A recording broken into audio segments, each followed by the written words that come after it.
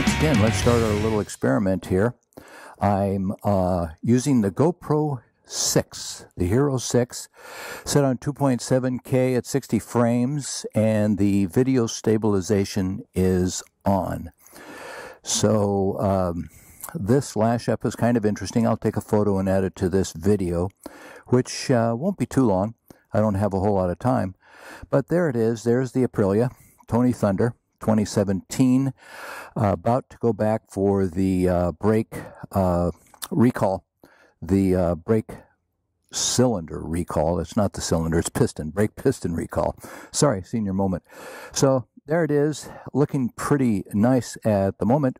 So we're going to take a break. I'm going to fire it all up, and I'll get back to you once we're moving along. Coming for you. Oh man, let's get with it here. Okay, we were up on top, Lomas Santa Fe. And since my skills are just a tiny bit rusty, we won't be busting too many moves through here. But it is a glorious day, and you see me. Glorious day, and just a beautiful day to be out on a motorcycle, riding around. Gotta love it. Got to love it. And this machine is so wonderful. Still kind of liking this setup as far as the rider is concerned. I don't know what the final product will look like or what my family and friends will say, but as far as comfort and not being in the way and working okay, it does all that all right. So really liking that. Again, I don't know why one would, I guess I was just going to say, I don't know why somebody would go on the freeway and do videos, because there's a word for that, and it is boring, but maybe you would. So I don't know if my feelings would be exactly the same on a freeway, but I think what I would probably do if I was going to use this, get a little touch of brake here, we'll keep her in a second, dig out of the corner. I think if I were going to use this on a longer ride and it was necessary to use freeway to get to where I was going, I'd probably put the camera and the miscellaneous equipment required to operate with it in a backpack or a tank bag and carry that along rather than wear it off the front end of my helmet the whole time.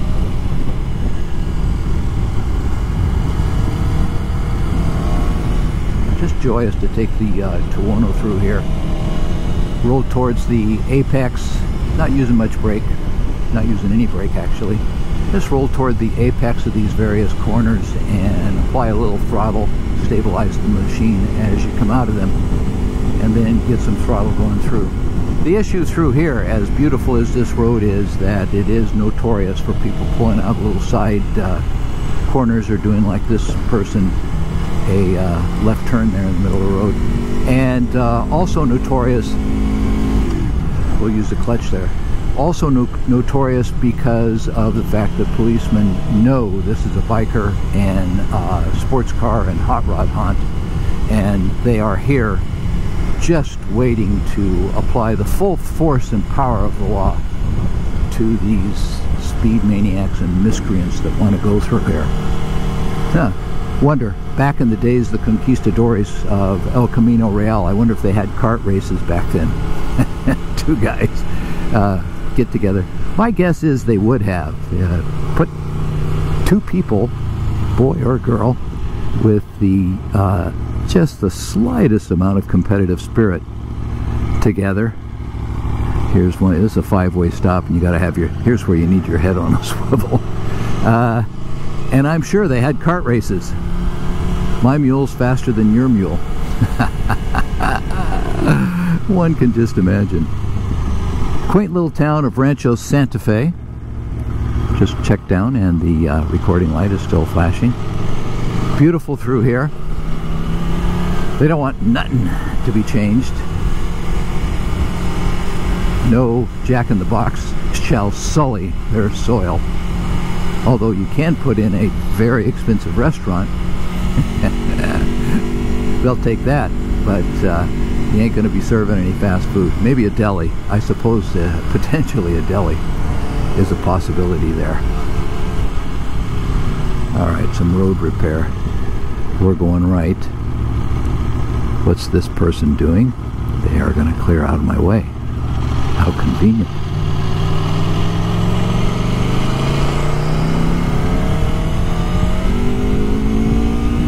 Next 4 miles, curvy road. What bikers and sports car people love to hear. So just a little thing that I like to do on the downhill stretches, if you're a little rusty or not exercising your street Rossi and you want that little bit more stability, is put it in a gear higher. Write it down on a gear higher. That downward momentum will give you enough torque and speed going forward and throttle response. Okay, you see me? Yep, you see me. You see me. Yes, yes, they all do. Thank God.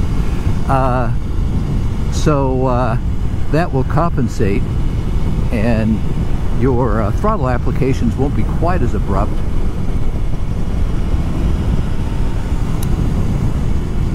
And you will have a quite a pleasant time. And third gear in a Tuono is good for a lot. We're not going to say how much, but it's good for a lot. Second gear is good for a lot, actually, so you don't have to worry about that either. You don't have to worry about running out of RPMs, as much as the V4 loves to rev.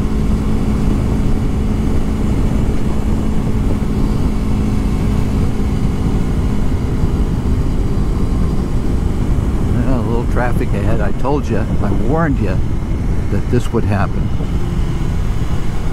Didn't I warn you? Tried to warn you. Okay, I'm gonna carry on all the way back down to the base and take El Camino Real once again to my left, or de la izquierda, and go back up via, oh excuse me, San Dieguito Road. We are on Via de la Valle. So if you're tracing this on a map, what we did is we came out on so many wonderful Spanish place names here in California. We've been waxing about Camino Real. We came out on Camino del Sur, went down San Dieguito Canyon, Little St. James Canyon, and Dieguito. One of my Spanish-speaking friends is going to have to tell me Dieguito is the diminutive for Diego. But anyway, came out, went down San Dieguito Canyon, went over to Via del Valle for just a short jaunt, captured Camino Real, and went up that to Lomas, and got back here. The world on notice that she's leading us. Excruciating to do this when you've got Tony Thunder that just is wanting to be let go. So that quick shifter story, I wonder if anyone can chime in on that, if there is a way perhaps to do a mechanical fine adjustment to lessen that throw. I do belong to a couple of Aprilia forums, so I guess I need to post that very question and ask them if there are any experts out there that could weigh in on that. But that's one difference. But again, as I've said, and this would be true of the BMW S1000R as well, and that is that both are very stable. They don't grab neutral on the way to second, which I've had machines do. Okay, this lady's going to stay in the fast lane, of course. Don't you move over for anyone, sweetheart. Don't you move over. Stick to your rights. So, that's good. I've had, that's been, I think you could probably go back to the very earliest days of motorcycles, and people will talk about the relative merits of the transmissions that they used different models, different makes. And I am sure if you went back that far, you'd find somebody that would say, this thing is always grabbing neutral on the way to second.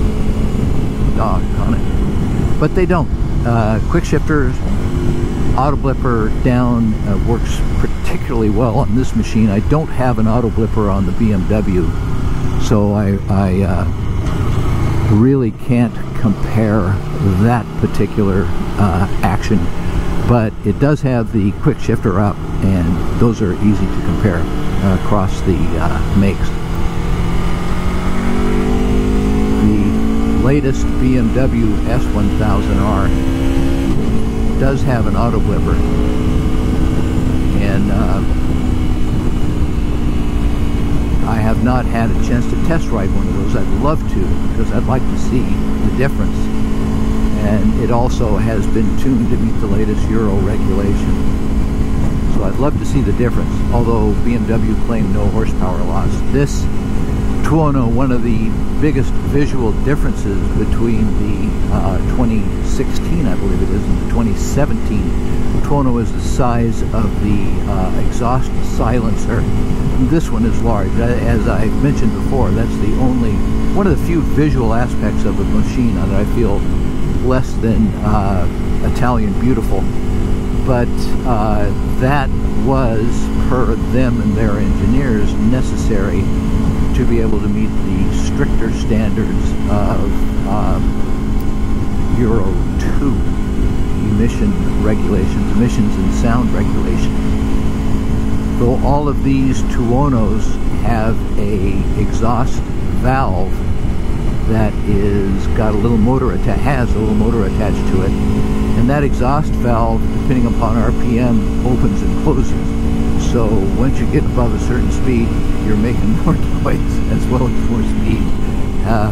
And thank goodness, I hope somebody back at the factory figured out that if you're riding a machine like this, you generally have an affinity for all of the aspects, oral and physical, of riding a motorcycle of this quality, or driving a car of sporting quality as well. So that, although I guess one of the popular mods that people do is the removal of that valve. There's two cables that come, and it's located, I guess, right after the collector before it feeds into the final exhaust silencer. And I guess it's relatively easy to remove that, and you can ride. It just throws a code and you can ride. And I also understand that if you get a aftermarket ECU program installed, you can program it to ignore that motor is inoperative. Or I suppose you could leave the motor in place and just let it, and remove the cable. It's cable operated to the exhaust flapper valve, and just let the motor drive operate. And I don't know if the machine would sense. I don't know where the sensors are for that flapper valve are located. Are they located at the valve itself, or the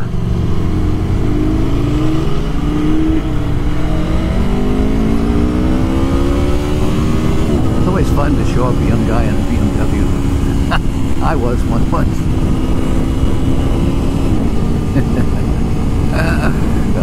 Guilty pleasures. I don't know that is going to make it into the film. I don't want other people in my family to think I'm acting too irresponsibly. Responsibly? Not responsibly? You construct the sentence. Make your own sentence. But anyhow, the whole flapper valve thing sort of eludes me. I wouldn't mind one day installing a prettier exhaust silencer. I'm not interested in making a whole lot more sound, I have to say. The sound level is fine with me at this stage in my life. I'd like it to be a little more mellow. I guess I'd like to change the quality of the sound, not its volume so much. and that's what I'd be looking to do. And just in equal measure, also like to be changing the appearance of that whole big factory grade chimney smokestack that sticks out. So here we are, we're back at Wistful Vistas, Santa Luz, beautiful suburban San Diego, California. That lady gave me a look like, what is that dude up to? And our test ride is coming to a conclusion. I'm going to guess about 20-25 minutes. That's pretty long for a video, but if you're as lazy as I can sometimes be as far as editing on the editing room floor, sometimes it's, especially if it's a 20 minutes worth, you got to watch every minute of that 20 minutes several times, and editing these down can be a bit of a challenge, because after all, you love everything you put into it. But here we are, we're heading down the street. As you can tell, it's a very pleasant community. Another Pleasant Valley Sunday, to quote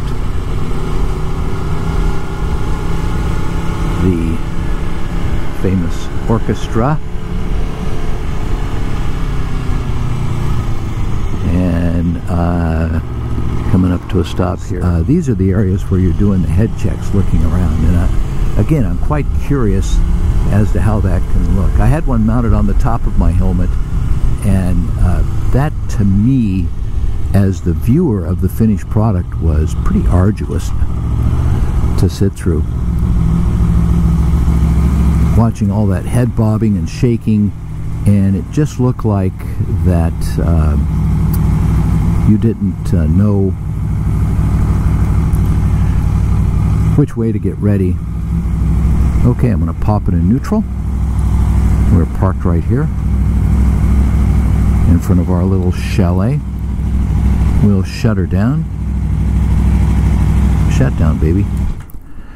And V4 shows up on the dash. It'll do its final little salutation as the machine shuts off. We're still showing recording, so all this is being kept for posterity. I do hope you enjoyed the ride. Let me know, by the way, what do you think about this helmet mount location? And do you like it there? I might try and splice in a little bit of the chest mount location and see what you all think about that in comparison with the two. But get back to me, and I will now go inside and finish the rest of those chores that I said I would get to before Mrs. Cooper gets home, and I'm in a world of trouble. Talk to y'all later. Be good. Ride safe out there.